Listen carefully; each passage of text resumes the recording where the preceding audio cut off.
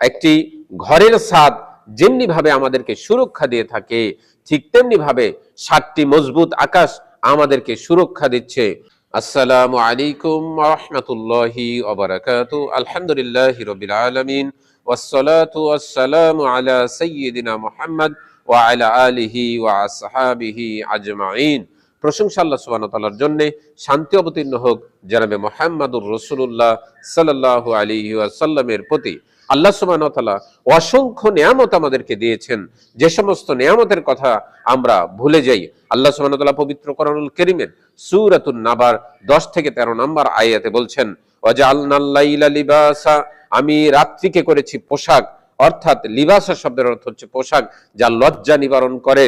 দিনের আলোকে রাত্রি তার অন্ধকার দিয়ে ঢেকে দেয়, এই জন্য আল্লাহ সুবহানাহু ওয়া তাআলা লিবাসা শব্দটি ব্যবহার করেছেন। ওয়াজআলনান নাহারা মাআশা, দিনকে করেছেন আল্লাহ সুবহানাহু ওয়া তাআলা জীবিকা অর্জনের সময়।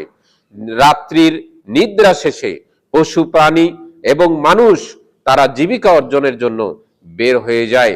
দিনের আলোতে মানুষের জন্য চলাফেরা করা সহজ, দিনের আলোতে কৃষি কাজ করা সহজ, দিনের আলোতে লেখাপড়া, ব্যবসা বাণিজ্য, অফিস আদালত সমস্ত কিছু কাজকর্ম করা মানুষের জন্য সহজ হয়।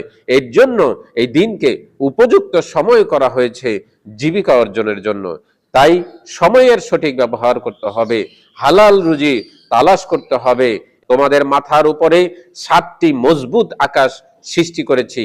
একটি ঘরের ছাদ যেমনি ভাবে আমাদেরকে সুরক্ষা দিয়ে থাকে, ঠিক তেমনি ভাবে 7টি মজবুত আকাশ আমাদেরকে সুরক্ষা দিচ্ছে।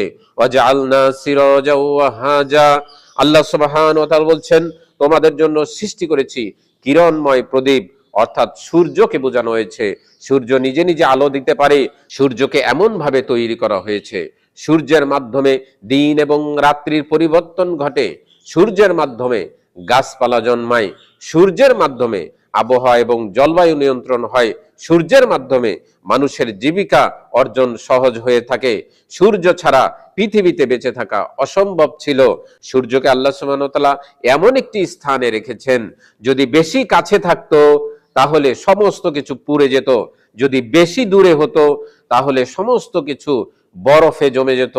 আল্লাহ সুবহানাহু ওয়া তাআলা পারফেক্ট ব্যালেন্স রেখেছেন। আমাদেরকে চিন্তা করা উচিত, এত শক্তিশালী আলো প্রদানকারী বস্তু কে তৈরি করলেন? কে আমাদের জন্য রাত্রি এবং দিন সৃষ্টি করলেন? কে আমাদের জন্য 7টি মজবুত আকাশ সৃষ্টি করলেন? আমরা কি ভাবি কখনো? যদি আমরা ভাবতে পারতাম, যদি আমরা চিন্তা করতে পারতাম, তাহলে আমরা আল্লাহ সুবহানাহু ওয়া তাআলাকে ভয় করতাম।